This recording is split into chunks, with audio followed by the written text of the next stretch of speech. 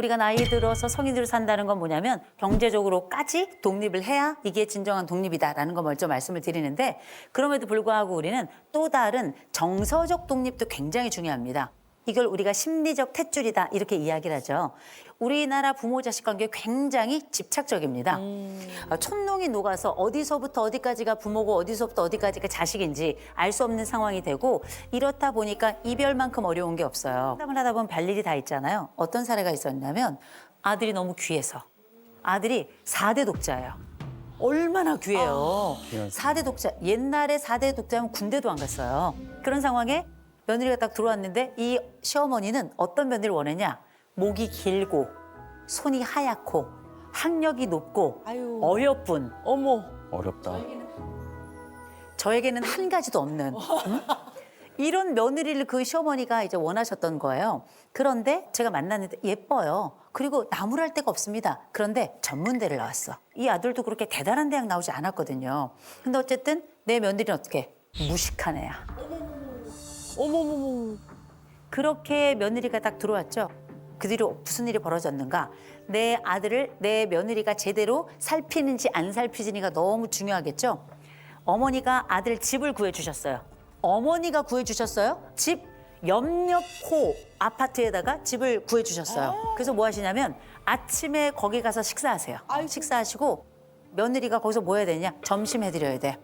저녁에 아들이 오잖아요. 그러면 며느리 이쪽에 따로 밥 먹고 그 아들이랑 시어머니 같이 밥을 먹어요. 이 아들이 그래도 괜찮은 아들이에요. 안 되겠는 거야. 이사를 가야 되겠는 거야. 그래서 어머니한테 이사를 간다 그랬잖아요. 그랬더니 어머니가 어떻게 했냐면 흉기를 들고 오셔가지고 나 죽이고 가라고. 나 죽이고 가라고. 너무 무서워. 그래가지고 어떻게 했는가. 몰래 이사를 갔어요. 몰래 이사를 갔는데 아니 근데 난리 날 것 같은데? 아니, 찾아냈어요. 거봐 이거 진짜 이렇게 될 것 같은데. 찾아냈어요. 찾아내서 어떻게 했냐? 그 근처에 호텔 방을 잡고 자고 아들이 회사 간 사이에 비밀번호를 알아낸 거예요. 며느리만 집에 있잖아요. 그 비밀번호를 열고 들어간 거예요. 어머 무서워. 들어가서 뭘 했냐면 며느리 머리채를 잡고서 동네를 이제 끌고 다녔어요. 동네를. 이게 21세기에 가능한 이야기예요? 이게 딱 1년 반 전에 있었던 이야기예요. 1년 반 전에. 어머 말도 안 돼. 이거는 자식 세대가 그 부모 세대로부터 나오기도 해야 되지만 동시에 부모도 이 자식들하고 독립을 못하는 거예요. 완전히 섞여가지고 네가 내 살인지 내 살이 네 살인지 이해가 안 되는 이런 상황이 지금 접어드는 거거든요. 독립 불가예요. 아주 병리적으로 엮여있는 가족이고 대단히 분화도가 낮기 때문에 분화도라는 건 뭐냐? 어떤 문제가 터졌을 때 이 문제를 감정적이 아니라 독립적이고 동시에 합리적으로 이성적으로 풀어가는 그 능력과 정도, 수준을 말하는 건데 이 집은 전체적으로 분화도가 다 낮은 거예요. 최종적으로 제가 지금 말씀드렸던 이 사례, 이 집은 어떻게 했는 줄 아세요? 이혼해야 될 것 같아. 이혼 안 했어요. 안 됐어요? 이민 갔어요. 우리가 알고 있는 이 독립과 관련해서 우리가 몇 가지 기억해야 될 것이 있다. 자식은 기쁨이 될 수 없다. 더군다나 제일 위험한 건 유일한 기쁨이 될 때예요.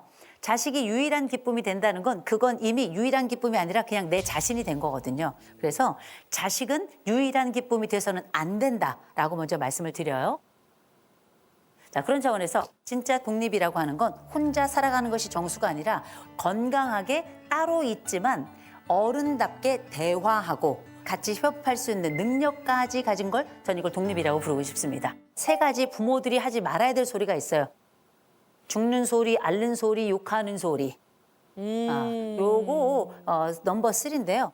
돈이 없어 죽겠다. 아우, 난 이거 꼭 해야 되는데 난 왜 이렇게 힘들게 사니? 이게 다 죽는 소리예요. 그죠? 2번째, 앓는 소리. 아프다, 아프다, 아프다, 아프다, 아프다. 아프다 하면 나중엔 아프다 소리로 들리지도 않아요. 3번째, 욕하는 소리. 머저리 같은 놈이, 이 모질한 놈이, 이 한심한 놈이, 이 효도 모르는 놈이 네가 뭐가 되겠냐. 이런 얘기들 있죠. 이거 다 뭡니까? 자식들의 미래를 완벽하게 갉아먹는 소리입니다. 제가 아주 가까운 사람이 있었는데 그 사람의 경우는 나이가 40대 지금 초반입니다. 40대 초반인데 부모님하고 같이 살아요. 이 딸 혼자 버는 돈으로 이 부모님이 살아가고 있어요. 이게 지금 이 40대인 이 딸이 고등학교 3학년 때부터 시작된 일이에요. 엄마 아버지가 전혀 일을 하지 않았고요. 어머니가 아파요. 딸에게 전화해. 병원 같이 가. 아버지가 은행 가야 돼. 딸에게 전화해. 은행 같이 가.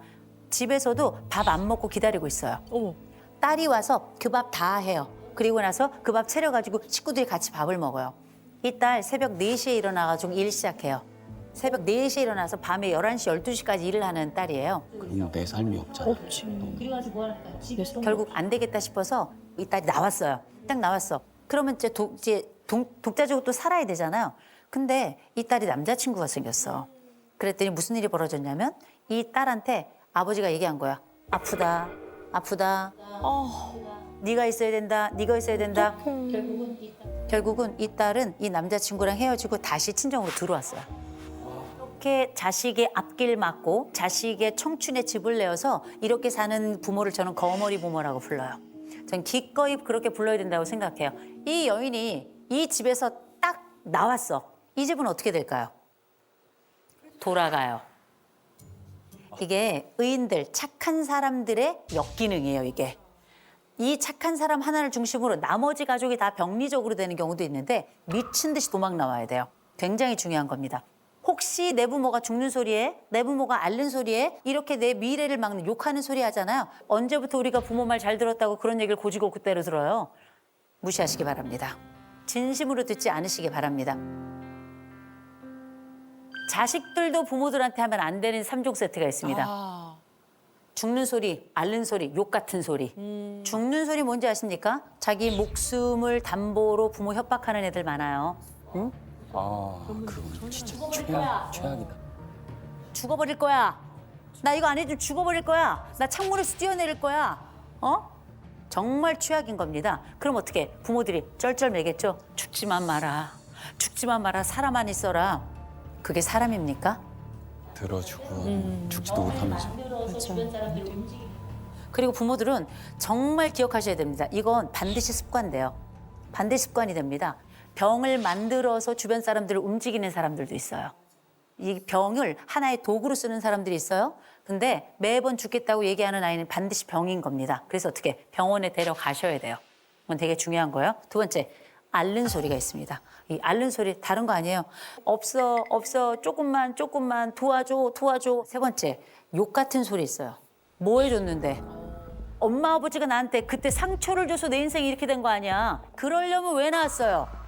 이런 얘기 하시죠? 니네 같이 말할 줄 알았으면 안 낳았어. 응?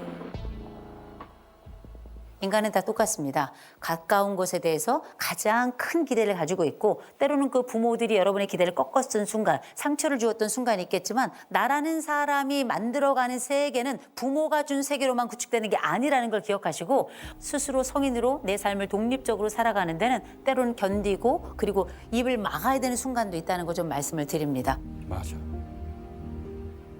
자, 그러면 우리가 부모들 사이에 또 부모와 자녀 사이에 어떤 이야기를 좀 주고받으면 좋을까? 우리 부모님들은 아이들에게 꼭 얘기해 주셨으면 좋겠어요. 정우성이라고. 정우성 오빠. 이 정우성은 뭐냐? 제일 첫 번째, 정말 멋있다. 정말 멋있다. 너 정말 멋있다. 두 번째, 우리 아들, 우리 딸 최고. 우리 아들, 우리 딸 최고. 이건 다른 데 가서 다른 사람이 보란 듯이 자랑하시라는 거예요. 애들이 들을 때. 우리 딸이 최고야. 우리 아들이 최고야. 두 번째, 성인이 되었구나. 어른이 되었구나. 인정해 주는 거. 성인이 됐다는 얘기는 나도 너와 함께 어깨를 나란히 하면서 얘기를 나눌 수 있는 상대로 내가 너를 선택하고 너도 나를 선택할 수 있다는 거잖아요. 이건 그야말로 성인의 대화가 시작되는 겁니다. 정우성 꼭 기억하시기 바랍니다. 우리 자녀 세대들도 부모에게 또 꼭 했으면 좋겠는 얘기 있잖아요. 저는 손담비를 권합니다. 우리 자녀들 부모님 손잡아 주세요. 특별히 여기 남성분들도 많이 계신데 딸들이 부모의 손을 잡는 비율에 비해서 아들들이 부모의 손을 잡는 비율은 30%가 안 됩니다. 굉장히 낮아요. 쑥스러워요. 쑥스럽죠. 쑥스러워. 그냥 늙은 손을 잡아주셨으면 좋겠어요. 주름진 손을 잡아주셨으면 좋겠어요. 왜냐?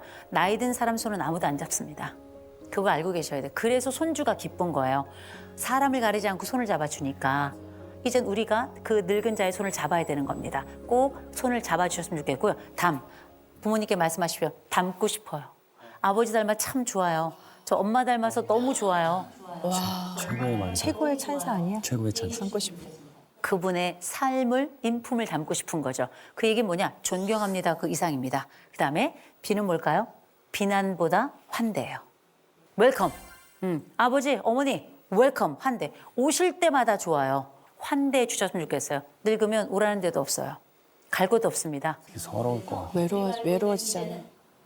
생각해보면 어떤 형태의 자식이건 부모 마음에 흡족한 자식은 많지 않을 거예요. 마음대로 되지 않는 겁니다. 자식 마음대로 안 돼. 부모 마음대로 안 돼요. 내가 태어나봤더니 개떡 같아. 제일 중요한 거, 내가 내 마음대로 안 돼. 기억해야 될 건 독립이라고 하는 건 제일 먼저 자기 자신을 먼저 좀 살펴볼 필요가 있습니다. 이게 사실은 건강한 독립의 핵심이거든요. 진짜 독립이라고 하는 건 건강하게 자기 삶을 유지하면서 자기 삶을 살아가는 게 굉장히 중요한 겁니다. 내 인생을 내 발로 걸어서 잘 살았던 못 살았던 열심히 최선을 다해 살아가잖아요. 그 사람은 이미 독립체라고 저는 생각합니다. 열심히 살아가야 되겠다는 말 자체가 이미 머릿속에 독립의 세계가 구축이 된 거거든요. 꼭 기억하시기 바랍니다. 네.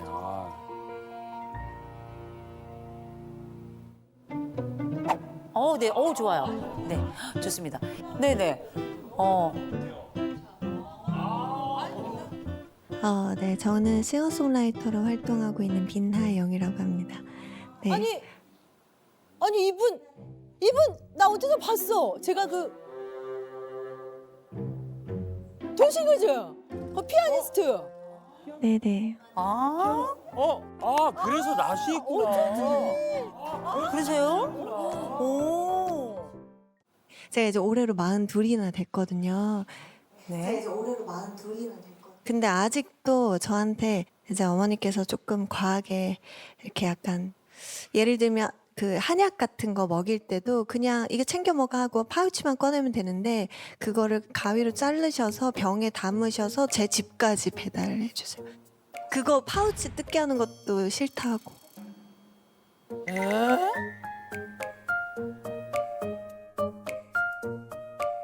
그래서 저는 엄마 그냥 싱싱한 파우치를 주면 되는데, 그러니까 도시락을 저한테 항상 주시거든요. 밥 못 챙겨 먹니 하면서 제가 외부에 약속이 있을 땐 가끔 와서 깜짝 놀래요. 집에 도시락이 도착해 있어요. 부모님이 주신. 네. 어머니께서 아 지금 독립은 하셨어요? 독립은 했습니다. 네. 내가 봤을 땐 잠시 그냥 떨어져만 있는 건데 네. 독립은 아닌 것 같아 이거. 그런데 그 어머니하고 집 거리는 얼마나 돼요? 한 25분 정도. 걸어서요? 거리에, 네. 그러시구나. 아니, 버스로. 네. 버스로. 그럼 꽤 거리가 되네요. 네, 일부러 네. 멀리 왔어요. 사실 근처에 제가 자취를 했더니 네네. 세 끼를 다 주시는 거예요. 아. 그래서 제가 엄마 제발 나중엔 도시락 진짜 한 번만 더 갖다 주면 나 저는 호적을 판다 제가 이랬어요. 네네. 왜냐면 저희 어머니께서 척추랑 이제 목이랑 다 그 디스크 수술을 하셔가지고 몸이 정상은 아니시거든요.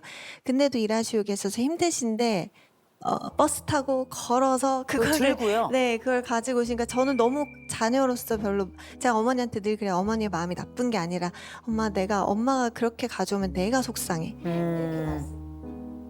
이렇게 말씀을 드리는데 어머니께서 이제 약간 먹이는 게 자신의 사랑이 이렇게 들어간다고 생각하시나 봐요.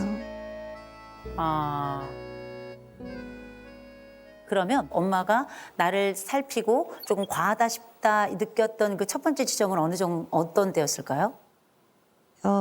그 연애를 하거나 그러면 남자친구 번호를 적고 나갔어야 돼요.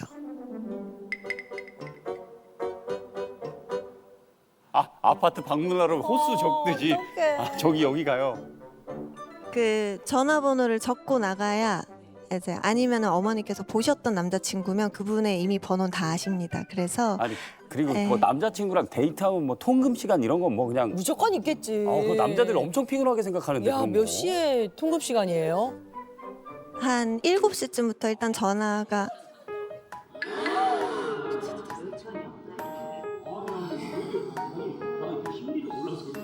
7시부터 우리 역사가 시작되는데. 그럼 아니 역사가 시작도 아니고 그건 예. 빌드업 하는 시간이야. 그때는 빌드업, 7시면 빌드업. 빌드업 들어가는 시간. 초저녁에. 그 7시에 왜 전화를 하시냐면 몇 시에 보내줄 건지를 약속 받으시려고. 야. 네. 그러니까 저한테 전화를 하시는데 제가 이제 어머니가 하도 그러시니까 제가 전화를 안 받잖아요. 그러면 이제 그분한테 전화를 하는 거예요. 그래서 우리 딸 몇 시에 보낼 거냐. 예? 아 저요? 아 저기 죄송합니다. 네. 제 7시인데요. 어머님 어떻게 할까요? 그러면 어머니 뭐라? 그러면 밥 먹고 9시 전, 뭐 8시 전까지 보내. 이러면 지금 밥 먹기 시작했는데 지금 그럼 밥 8시 먹는- 반까지 들어와. 이러면서 이제 8시쯤부터 계속 전화가 옵니다. 어디냐. 이제 출발을 해야 되지 않냐. 근데 11시가 넘어서 제가 귀가하면 항상 어머니께서 아버지 시켜서 저 지하철에 데리러 오셨어요, 여기. 많이 놀라셨다 지금 남자분들이 남성분들이. 지금 예. 얘기 내내 쉽지 야, 않은데. 쉽지 않다. 뭐지? 이러면서. 네. 너무 개입을 많이 하니까 우리. 아니 근데 이렇게 또 부모님의 사랑을 너무 받으면 사회생활할 때 조금 불편한 부분도 있을 것 같은데 어떠셨어요? 제가 알바를 한번 해보고 싶어서 어릴 때 카페 알바를 하고 싶어서 혹시 민들레 영토라고 옛날에 좀 예쁜 옷을 입고 그게 너무 해보고 싶었어요. 그래서 그거를 신청을 해봤는데 제가 면접을 보고 왔다고 어머니한테 말씀드리면 어머니 그런 걸 왜 하냐고. 내가 너 곱게 너 돈 부족하면 돈 더 주겠다고. 근데 엄마 난 그게 아니라 내가 경험해보고 싶어. 그리고 거기는 좀 옷도 예쁘게 입고 친절한 것도 배울 수 있고 한다 이랬는데 어머니께서 제가 떨어졌다는 걸 아시고는 네. 거기에 연락해서 어머, 내 딸이 왜 떨어졌냐고. 알바 떨어졌다고 전화했어요? 네. 아 진짜로?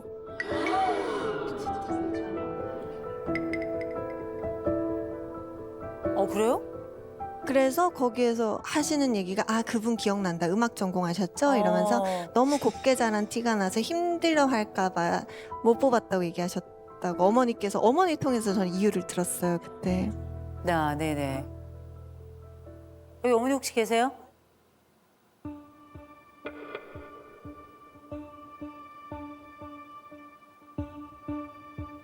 원래 오시게 하시려고 그랬는데 어머니께서 그 나는 너랑 문제가 없어 이러시면서 저만 이렇게 답답한 거예요. 어머니는 문제가 없다고 얘기를 안 하시더라고요. 오셨어 그래서? 네, 안 오셨어요. 그래서 저만. 네. 일단 제가 말씀 들어볼 때는 일단 엄마에게는 이 딸이 기쁨이기도 하지만 트로피이기도 해요. 더군다나 우리 아이들 그 예체능 시켜본 분들은 아십니다. 저분은 돈으로 쌓아진 탑이에요. 네. 그건 뭐냐면 돈이 들어간다는 게 중요한 게 아니라 이 돈만 들여가는 직업이 아니고요. 어렸을 때부터 데려오고 데려가고 레슨 가고 그 선생님께 막 부탁해서 그 시간 맞추고 이런 모든 과정들을 저는 너무너무 잘 알고 있는 사람이기 때문에 이런 부분들에 엄마들이 가지고 있는 에너지가 얼마나 투여가 되는지 알거든요. 이걸 부모 투자라고 불러요. 부모 투자는 많으면 많을수록 여기에 대해서 내 영혼이 그만큼 들어갔다고 생각하시면 돼요. 내 청춘이 들어가고. 그래서 내 딸이 나야. 그런 것 같아요. 저 남자친구 만날 때 어머니가 마음에 안 들면 못 만나게도 하시고. 그죠? 네. 그리고 네. 본인 마음에 들면 저는 마음에 안 드는데도 막 밀어붙이세요. 그렇죠. 그러면 이 결정은 누가 해야 되는 결정인가요? 제가. 그렇죠. 하영 씨가 해야 되는 결정이에요. 그런데 어떤 방식으로 할 것인가가 또 두 번째 이어지는 질문이겠죠. 우리가 때로는 알레그로를 해야 될 때도 있잖아요. 안단테로 가야 될 때도 있어요. 어떨 땐 건반을 치지 않아야 되는 순간도 있어요. 그건 쉼표라고 부르죠. 그 순간을 지금 만들어야 될 것 같아요. 근데 이건 안심의 쉼표여야 되거든요. 새끼 다 도시락 싸서 보내주셨던 거 25분 거리 되니까 한 끼만 됐잖아요. 첫째, 더 멀리 이사 가세요. 네. 괜찮아요. 이건 어머니가 미워서가 아니라 이건 어머니도 독립해야 될 주제고 딸도 독립해야 될 주제가 맞고요. 그러니까 함께 독립해야 돼. 그럼 엄마도 못하셨어. 그렇게 둘 간의 인생을 독립적으로 따로따로 걱정 없이 살아가는 그러나 이 심정적인 협업은 함께하는 이런 관계로 좀 가면 어떨까 그런 생각을 해봅니다.